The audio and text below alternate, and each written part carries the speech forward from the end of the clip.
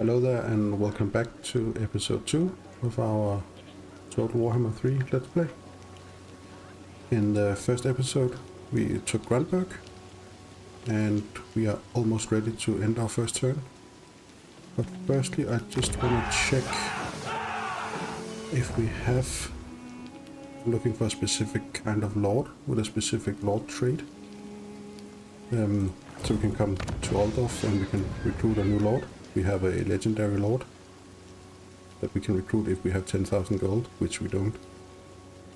We have the basic sort of melee focused general. Then we have the arch lector, which is a warrior priest lord. We have a huntsman general, which is a ranged focused lord. And then we have the master engineer, which is also ranged, but he provides a lot of buffs for the artillery of our army. So what I'm looking for is basically any general with the noble trait, but I would prefer it if it were a standard general. But it doesn't look like we have one. So the noble trait provides us with more income, and I think also more control for the region, the entire province that he is in. But it doesn't look like we have one. So we are just going to end our first turn and we'll see what happens. As you can see here, there are almost 300 factions at the beginning of the game. And even during the AI's first turn, that gets reduced by quite a few factions. So I'll see you when it's done. So that was the first turn done, and we are now back for our second turn. This is a lore mod that I have installed that just whenever you recruit a new vanilla type unit, it will pop up with some lore info surrounding the swordsman, which is these two that we recruited in the last turn. We also recruited a battle wizard, which is a hero. Heroes they have sort of two functions. They can either do stuff on the campaign map. This one will boost the income in the local province if he's just standing on the campaign map. He will also do it if he's attached to an army, as long as that army is in a region, a province.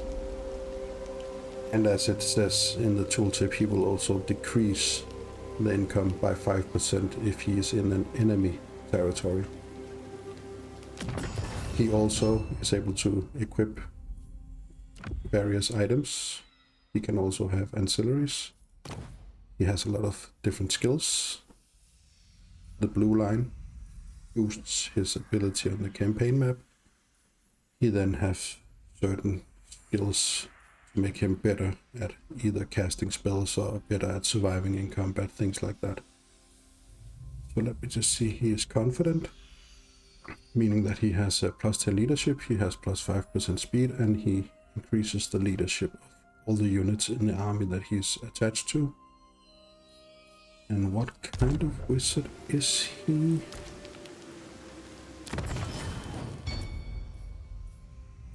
Is he a... Oh, he's a shadow, which is one of my favorite type of mages to use in combat. He has some very high damaging spells, so I will definitely attach him to my army. One thing he does when he's attached to the army is that he provides scouting, along still with the boost income. And that means that after winning a battle, I have 10% chance of gaining a magic item. So I'll just attach him. He takes up an army slot. At the moment we have 12 out of 20. And again, the lore pop up for the Grey Order, which is what he's a part of because he's a Grey Wizard, which is a shadow mage.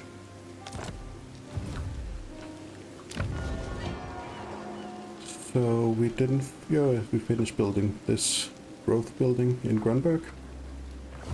We are going to move towards Overstrike, Sigma which we will compels us hopefully on. take next turn. And while he's there, we can recruit some new units. I would like 3 more swordsmen. And what should we get? What should we get? 1 more halberdiers. In terms of building, I think we need to save some money. We could go for... No, actually, let's build this one. It gives us more control, it gives us more research, and it provides a -3% upkeep for all the armies in the region. And that will only be the Altdorf region. So that should be the end of our turn too.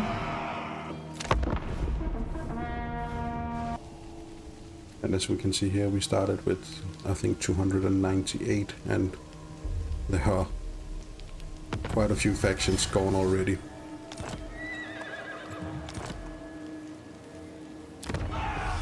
Let's see if we can't recruit another lord. I think we are going to go for Archlectors. We are definitely going to need an Archlector at one point, because he will be very good at dealing with the vampire counts. Vision, extra padding. I think we will go with a tough general. We can go in there. I am Franz. They will obey. And let's see if we can take Uberstrike. Close victory. That is if we auto-resolve it. He has mortars, he has cavalry. We should be able to take this without too much problem. I'm just going to fight it manually, and I'll see you once it has loaded in. And here we are loaded into the battle. So we get the option of trying to channel some Winds of Magic in order to get some more starting Winds of Magic. This is what we use to cast spells. We get that option because we now have a spellcaster in our army. But it's, at least in my opinion, almost never worth risking this in order to get, because it almost never works. So we will just go to start deployment. So in terms of units composition and what unit is good against which types of units, what you could do is you could look at these tooltips here, but sometimes CA hasn't updated these tooltips, and it will say, for instance, anti-large or anti-infantry or armor piercing, and they will not actually have those bonuses under weapon strength. So it's very important to, you can use this as a sort of rough guideline, but always check the unit stats. I don't have an example to show here because these are actually updated. But basically, anti-large means that here you can see the damage that the unit is doing. The bonus versus large is just as flat out bonus damage it will deal to any large units. And that will be the Empire Knights. It has the entity size large. So the halberdiers will of course be good against cavalry and other large units. We then have swordsmen. They are basically just your first tier line infantry. They are shielded, which means they have a bronze shield here, and that tells you that it will block 45% missile fire coming from the front. And that's about it. They don't have any other special things that they do. They are just a front line meant to soak some damage. Then the two great sword units, one of which of course is the Electric Counter-State troops. They are both armor piercing, meaning that the armor piercing, the 30 damage in the case of this one, I don't know, no, this only has 27, but the armor piercing damage will always go through the armor no matter what. And this is not the 40 here doesn't mean that they reduce the damage by 40%. There is math I might go into specifically how it's calculated and things like that in another video. But just know that armor piercing is very good against units with high armor, because that 30 bonus damage is a flat out bonus damage that will just bypass any amount of armor. These are also anti-infantry, meaning that they will deal an extra 12 damage against infantry. And infantry is basically any entity small units. So we need to position our troops. So hopefully, you can see he has deployed his knights. And I will deploy my halberdiers accordingly. He has pulled back to sort of force me to come to him. He has a unit of mortars, which I will try and deal with very quickly, hopefully with my own knights. And I will go around that way with my knights. So the line infantry in front, the halberdiers on the flank, and the gunners also on the flank, and the wizard and Karl Franz can just go straight up the middle. So let's see if we cannot force him to come out.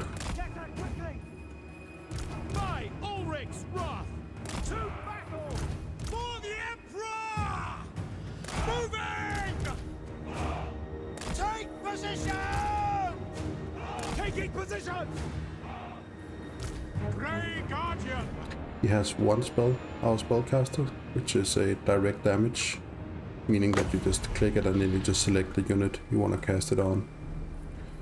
In this case, you can see it causes damage. Of course, it's a damage spell, but it is strong versus units with 25 or more entities, and it is weak against single combatants. So it wouldn't be good to use on their lord, but it would be good to use on any of their units. For Oldorf! Artillery units ready! Seeking enemy! Reichsguard! Let's keep you hidden in the forests just for now. State troops Route the halberdiers a bit more to the front. The Empire endures! My lord ready! I will not stand idle! Quick march! Yeah, he's shooting at our gunners. Let's pull them back a little bit. Moving now! Mortar! Just keep firing at his great swords. Hopefully we can provoke him to come out.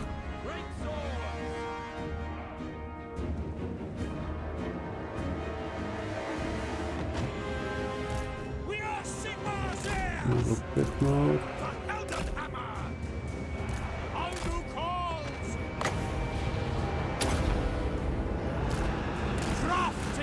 And I think he's gonna move out now. So let's pull our units back. And you can see we got the spell off on their great swords, which is very nice because they are probably the most dangerous unit that he has. Ready for war! To battle! Fire! For friends! Ready for war! Swordsman! Get them! Handgunners! Let's bring up our handguns. Our weapons are yours! And good, he has left his mortars completely defenseless. Keep firing at the great swords. And let's bring up some swordsmen.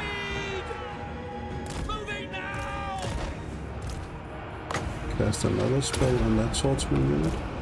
Bending reality to my will. And then bring in the great swords. Halberdiers! To us the foe! The Empire endures! The Grey We're Order! gonna hang back a bit. No lingering! Attack! Mortar! Shoot at his crossbowmen. And his artillery is gonna die very soon. Great swords! Take the ground! For the twin-tailed comet! Swordsmen! What are you doing? Prepare for combat! By Galmaraz!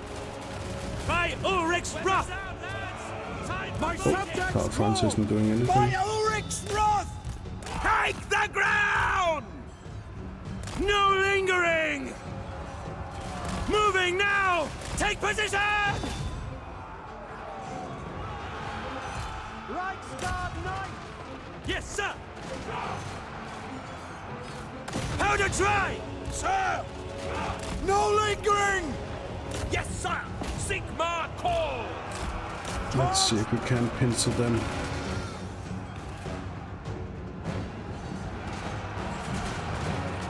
Sigma command! Shoot at those. Grey wizard! The Grey Wizard. Oh, he's going to go for our... Join those who dwell beyond! He's going to go for our artillery. That's a bit problematic. Moving!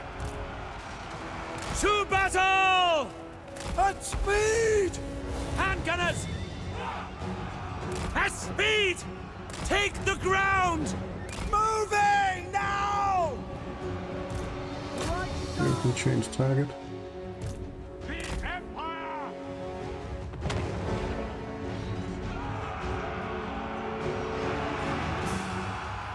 The Empire endures! Halberdiers! Our steeds are restless!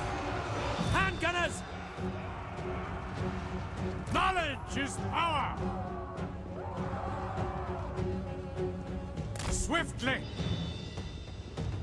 And we can cast that spell on those and hopefully that will kill them. Flows through me! Or at least break them.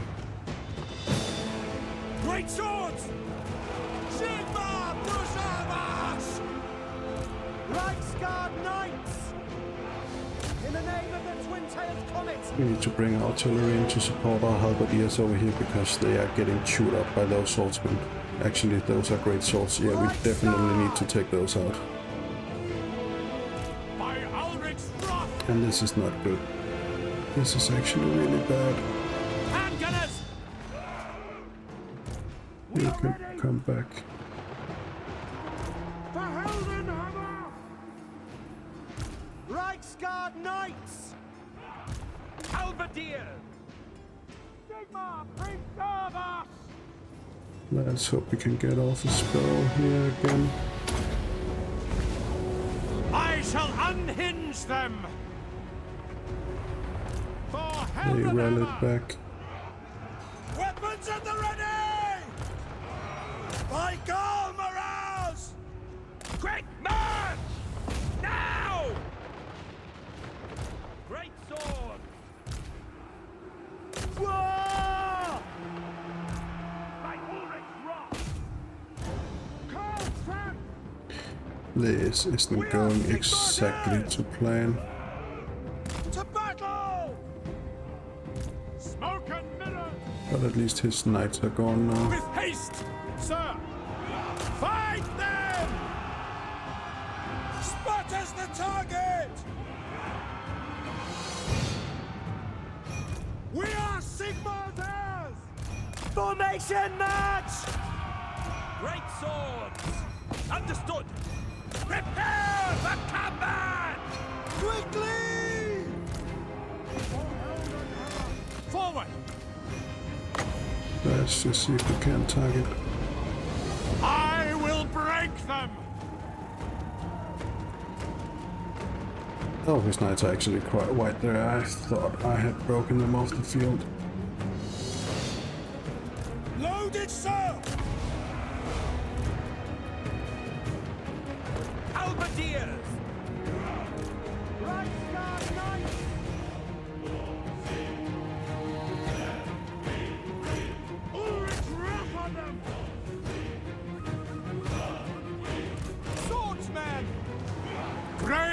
Guardian! Ready Let's for get war! you back in the battle. Charge! What? Quickly! Ready? Yes, General! Shoot here.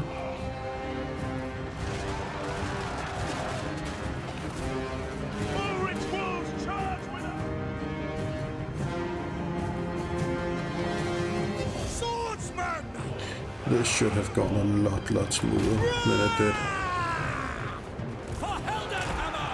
Yes, sir! Well, what can you do?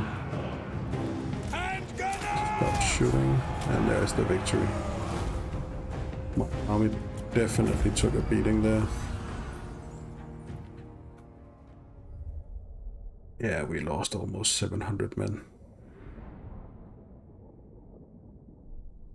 But our handgunners and great swords and the Reichsguard did very well. They definitely saved this one. And you can see great swords are a very powerful unit, especially this early in the game. They get a lot of kills.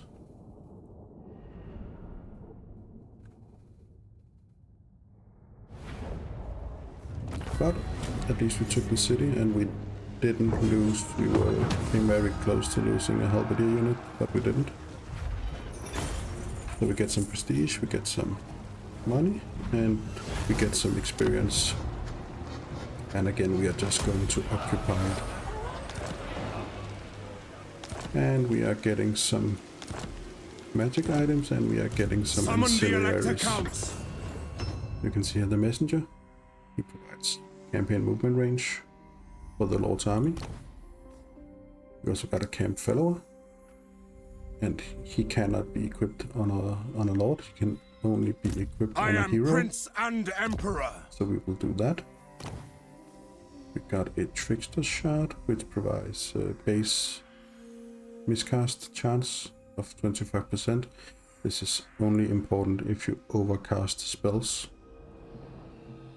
And then it provides him with an active ability, which gives enemies near him 100% miscast chance. So we're going to equip that because he doesn't have anything better. We got some skills, and we will definitely be boosting his shadow magic. This spell is a sort of a pendulum. This is very powerful. It's a wind attack. And for Karl Franz, more reduced recruitment cost. We will give him some control. And then this one, this is a must have in order to gain access to the next skills down the line. Ready. The Rubber Strike is ours. And this basically tells us that we already have the type of building. This is just a tier 2. Even though it says this, it means that it provides no additional effect in the province. But there is still an effect that if you build anywhere across your empire, if you reach 10 buildings, for instance this barracks, which provides basic infantry recruitment, if you reach 10 barracks buildings, it will reduce the recruitment time of the global recruitment by 1. And global recruitment is something that you can do anywhere on the map. If you place your army in encampment stance, you have these stances that you can put your army in. And as long as you put him in encampment, you can then globally recruit. They take more turns, as you can see. It takes 1 turn just recruited normally, and they cost a lot more money. But again, if you have 10 buildings, 10 barracks buildings across your empire, you will bring down this to 1 turn. So there's still that benefit. And we will definitely be going for more income. And let's see if we can do some other kind of diplomacy with the other empire factions. I don't think we can. It's a shame. Now, I think The I will Empire. recruit just some basic units for this army here to provide additional support for Altdorf, because the garrison is not that good at the moment.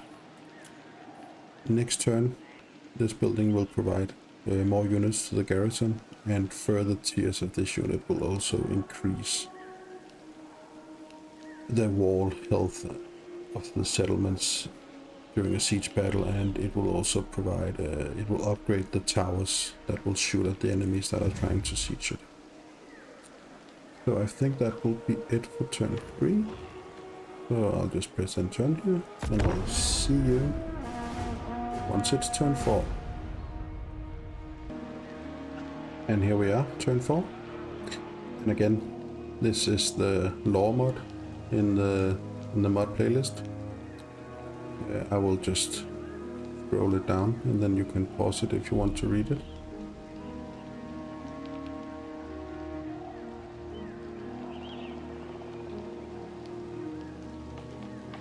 The mod authors who did this mod did a really awesome job with all the lore that they put into this mod.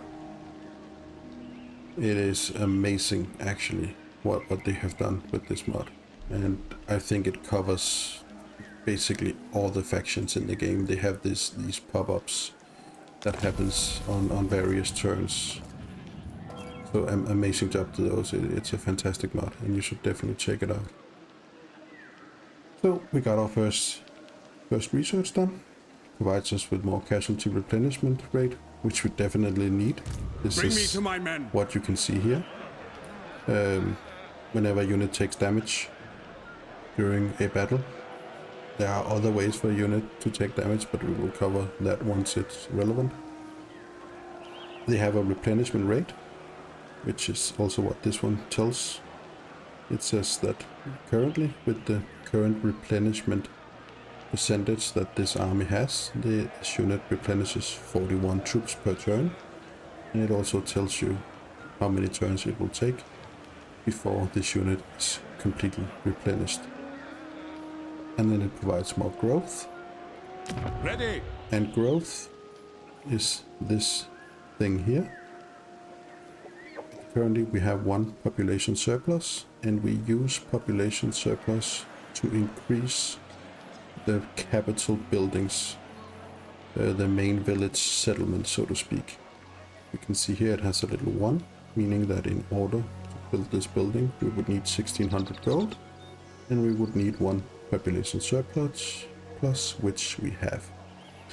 So what I usually do, I tend to focus on upgrading, of course, the capital, because there are some buildings that can only be built in the capital. You can see here this goes up to tier 3. There are some buildings that goes all the way up to tier 4, some goes all the way up to tier 5.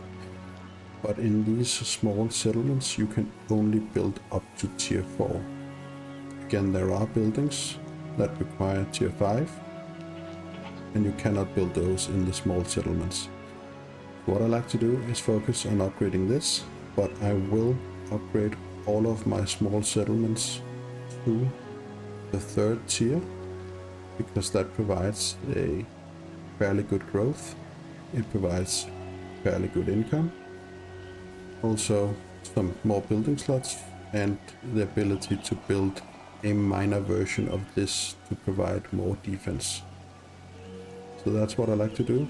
Focus getting these ones up to level 3, and then I don't upgrade them to level 4 until this one is level 5, unless there are specific landmarks, and we will cover those in another video once we can build them.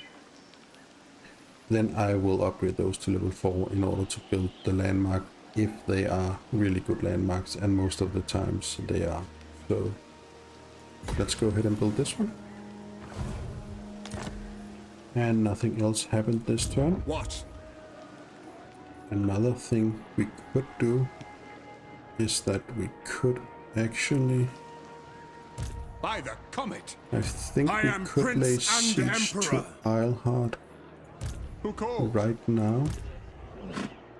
We might actually be able To war. to siege it up. And just see here. It's a decisive victory. It's low. Raise We are your going weapons. to encircle it. And then So, you can see here, because we finished raise Sigma. building this building here, we gain It is access time. to 2 new troop choices. You can click this little button here, and then you can compare it to, say, the swordsman, then regular swordsman, and you can see that the swordsman unit has 600 less health than this one. It has basically worse stats, so this is a better unit. It's also more expensive both to recruit and upkeep. It's also tier 2, where the swordsman is only tier 1. Most of the time, a tier 1 unit will almost always lose to a tier 2 unit unless you play into the specific role. So for instance, standard, where are they? Yeah, standard tier 1 spearman could still No peace, just take war. out a tier 3 cavalry unit, because the The nation spearman calls. is anti-large and they will deal a lot more damage to the cavalry probably than the cavalry will deal to them. So there are instances in where the tier doesn't equal that a higher tier will beat a lower tier unit if you use the strength of the unit. So I'm going to put a cut in here because the video has passed 30 minutes. So thank you for joining, and I hope I'll see you back for part 3. Take care. Bye.